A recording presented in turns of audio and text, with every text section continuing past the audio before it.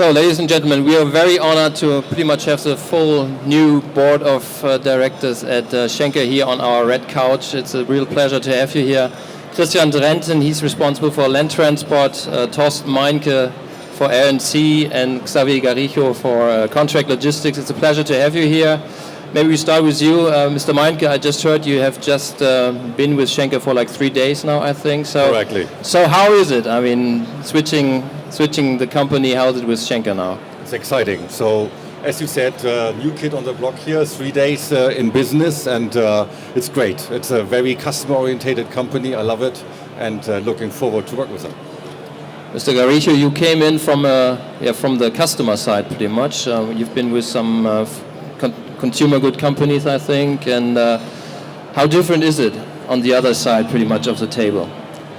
Surprisingly very similar. You know, it's the same end consumer needs that we're trying to meet. We just participated more in the execution. So it's the same problem, just looked with a different angle. Happy, to contribute maybe to the new product developments. Mr. Drenthen, you already were with Schenker for a couple of years now. You're responsible for all land transport activities.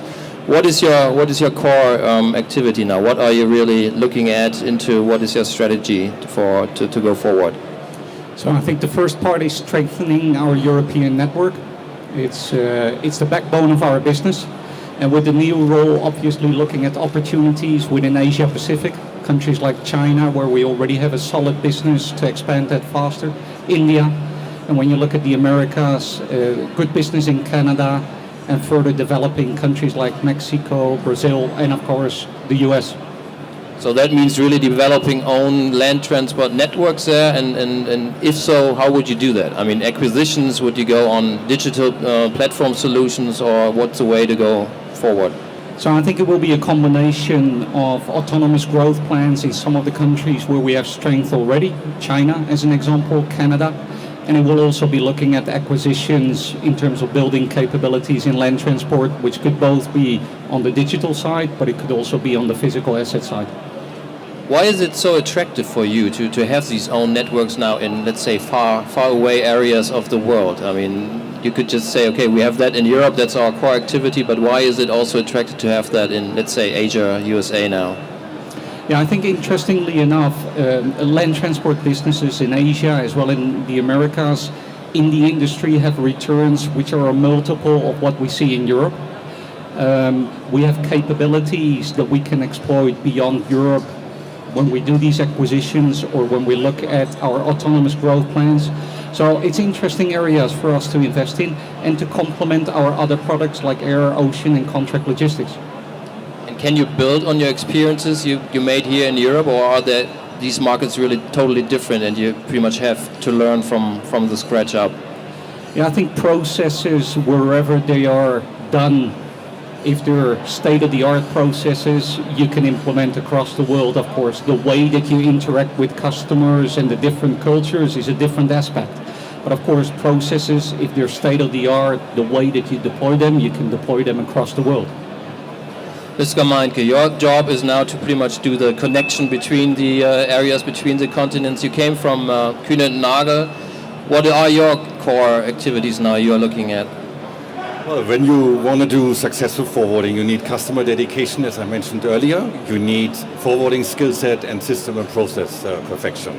And then the last one, I see the biggest growth and change opportunities in Schenker, and by that then driving significant growth in the company. And all this driven by people, so I want to be a little bit the captain for all the thousands of people in Schenker Air and Ocean and helping them to grow. And I see a large possibility to significantly change the market now, because the 300,000-400,000 very small forwarders in the world, with digitalization, the distance will get bigger, and the race is starting now.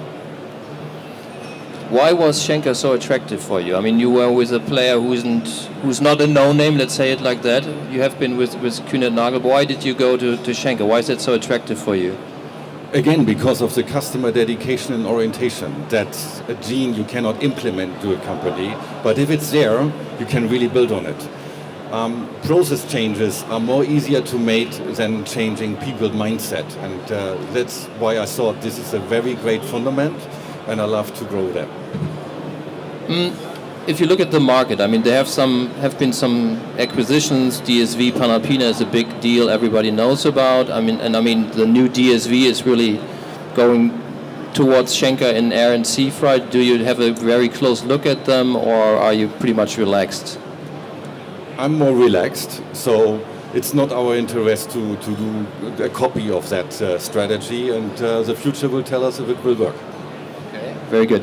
Mr. Garijo, you bring in a lot of experiences from the customer side. You know what the customers want.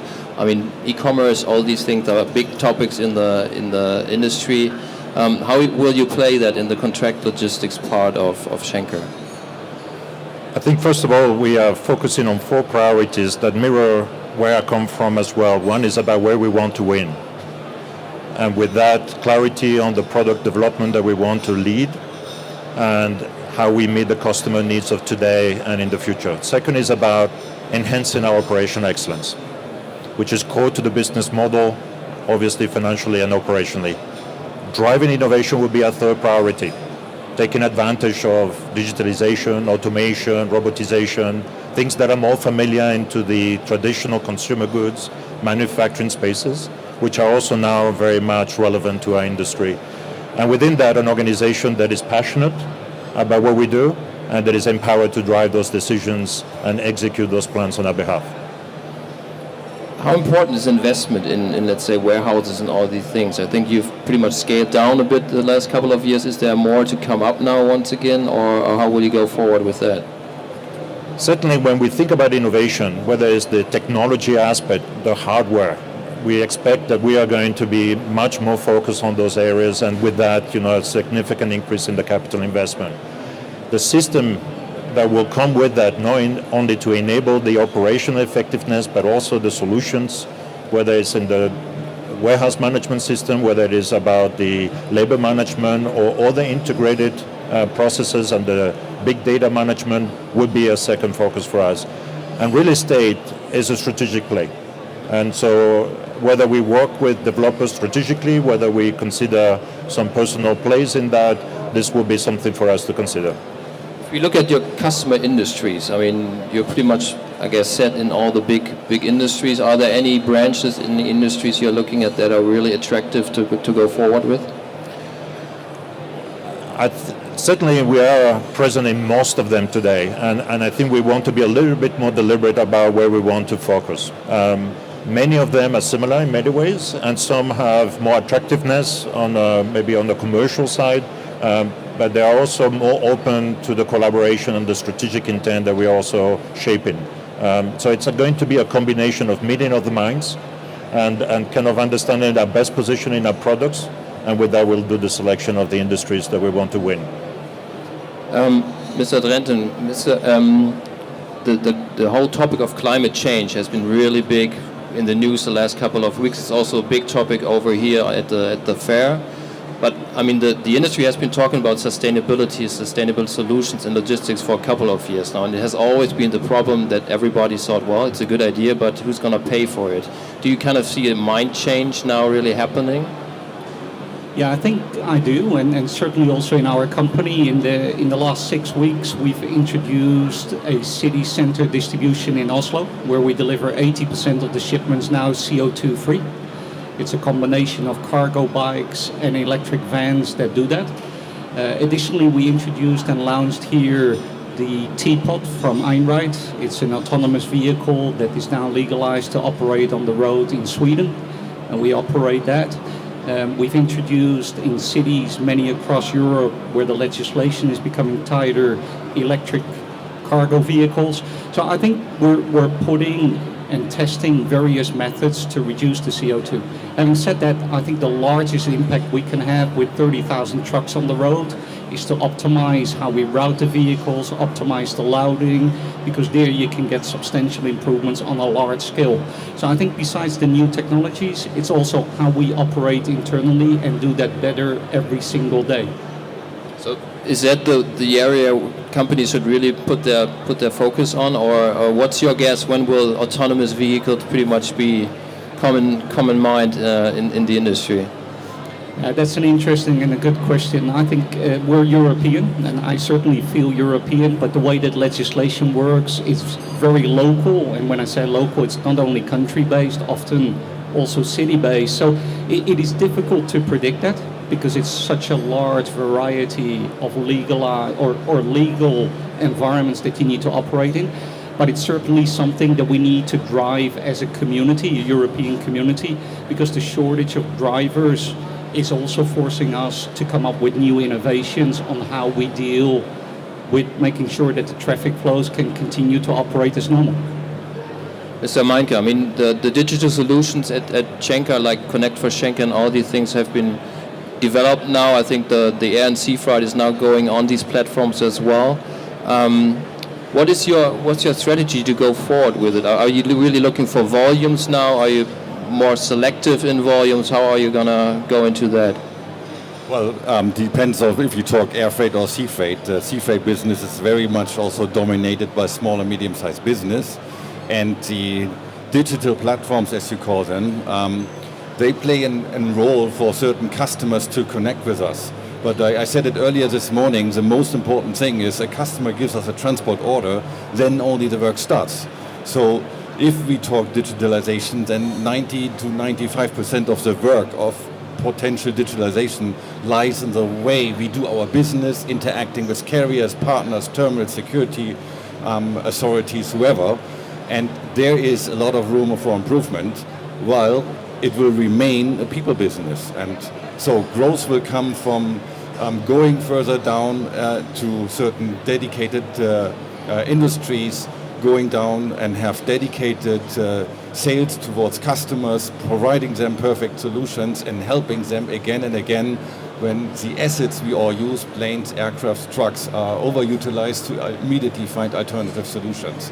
And that role a forwarder is playing will remain, and it will become a little bit more automated, but it will help us now to really get business from the very small forwarders. I think that's the key change, what will happen. The big ones get business from the very small ones. And I'm not talking mid-sized forwarders, I talk really local mom and pop shops who still hold probably 80% of the forwarding business. And the business they have, you can probably only handle through digital solutions, I guess, right?